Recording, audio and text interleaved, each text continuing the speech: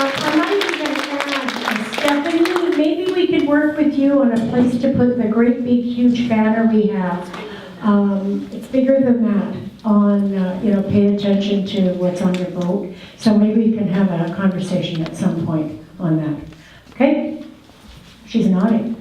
Yes, oh yes. Okay, perfect. Okay. You're talking on the border entrances? Well, wherever we think it's a good idea and wherever you might be able to work with us on putting it. I'm thinking like where you're turning off to go to the border this way and anybody coming this way, how possibly place it that people are seeing from both We can sides. figure out something, yeah. The border crossings are getting fairly busy at times, so we Yeah. can get away from them a little bit and still do the message. They may pay better attention down the road a little bit. Yeah. Anyway, we'll work on that with you. Okay, so BC Timber Sales. We are fortunate to have with us Dawn Guido, and Dawn actually sits on the Kettle River as well. And so she's going to update you on the current tenures and harvesting plans. So please welcome Dawn. Hello. Once again, I'm happy to be here today. Christina Lake is absolutely my most favorite swimming lake. I've been swimming in Christina Lake every year for over 15 years, and it's a summer ritual for me that I really enjoy. And I hope to enjoy doing that for many more years. And I thought I'd take this opportunity for all the people who work so hard for keeping the water quality in the lake so good that it is really my favorite lake, and I do a lot of swimming. So thank you. When I'm not swimming, I'm working for BC Timber Sales in Grand Forks. I'm a practices forester there. I work there with a team of 8 other people. My job is in planning and development. My marching orders, so to speak, are to ensure that we develop timber sales every year.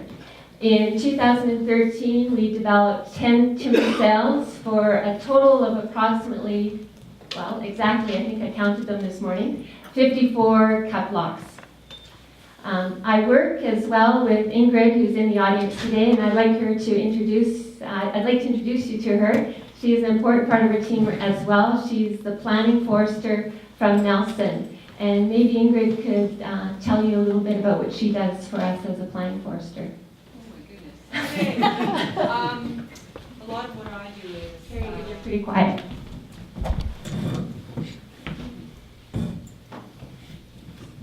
Hello, everybody. A lot of what I do is like I've just started working with these guys over the last year and a half or so, and I try to get out in front of the actual harvesting and identify issues, and whether they're watershed issues, related to water, whether they're related to wildlife, whether they're related to ownership, like private land, we're logging against near private land, or whatever, First Nations, working with the public, domestic water licensees,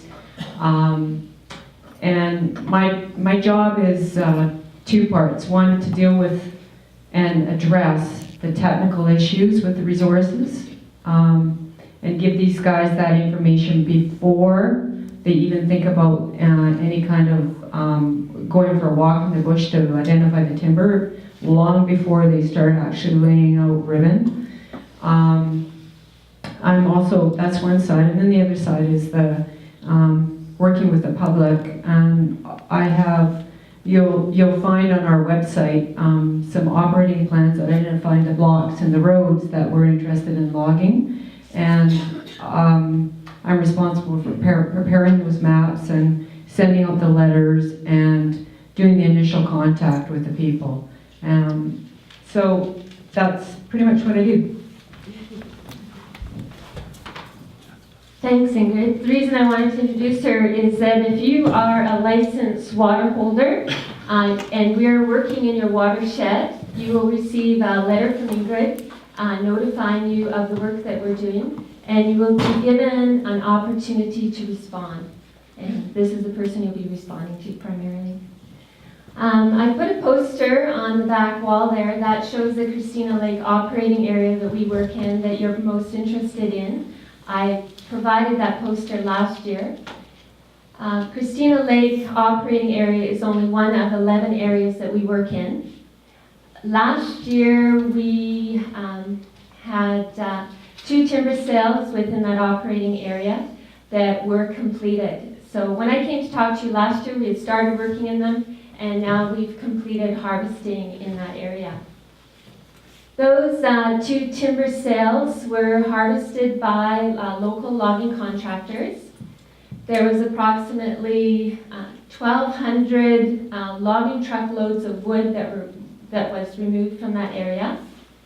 That wood went to the local sawmill in Grand Forks, Interfor, processed the wood.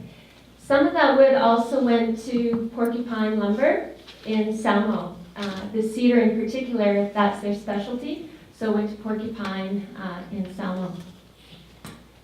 The value of the wood that came out of there, the logging contractors paid $1.1 million to harvest that wood.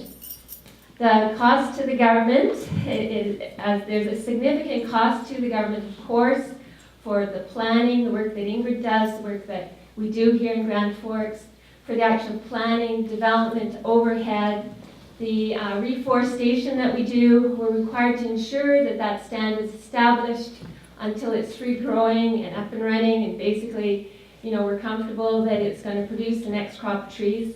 The entire cost of that cycle for the government is around $700,000 for this particular sale. And so if my math is right, yes, that the government ends up with some money in their pocket of around $300,000. So that's just to give you an idea of what sort of dollars we're working with here, what sort of money we're talking about. Now that harvesting is completed, we're responsible for the reforestation, which we will be doing. We looked at these blocks this year and determined that some of them do need some site preparation. Some of the blocks have some slash loading, and we will have an excavator in there this coming spring and fall, and they will be piling some of the slash, and the purpose of that is to create plantable spots. Those piles will be burnt in the fall when it's safe to do so. We've ordered seedlings for those areas this year. They will be coming in 2015. In 2015, we'll be planting those blocks. They will be planted with a variety of species, fir, spruce, larch, pine. We generally don't plant cedar because there's a lot of natural ingress with cedar. It grows very naturally very well, so we won't be planting cedar. We have no further plans at the present time for this operating area. We have no other timber sales developed. We will be looking at this area over the next couple years. As I've mentioned before, it has a very valuable timber profile for BC timber sales.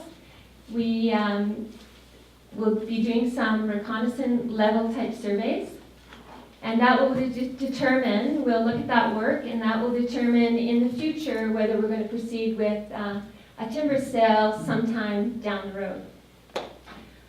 So that's the update I have for you for today. I'll be back again next year, I think. And so if you have any questions on what we've been doing so far, I'd be happy to answer them. Yes? Just wondering whether or not, when you consider reforestation, are you thinking at all in terms of effects of climate change on reforestation? Yes, Are there species to be planted that then will, during the next 100 years, will produce a log or a tree that can be put into a log? Yes, that is a consideration, and I know the Forest Lands and Natural Resource Operations actually has some specialists dealing with that, and they've been looking at how ecosystems are potentially changing over time. Certainly something what we're doing is planting more mixture of species, and when we're ordering trees, we tend to be, I'm not a silviculturist, but we're looking at our elevation band and adjusting it accordingly to a warming climate as well. Those are some of the things that are being done, but it is being looked at for sure. Yes, Bob?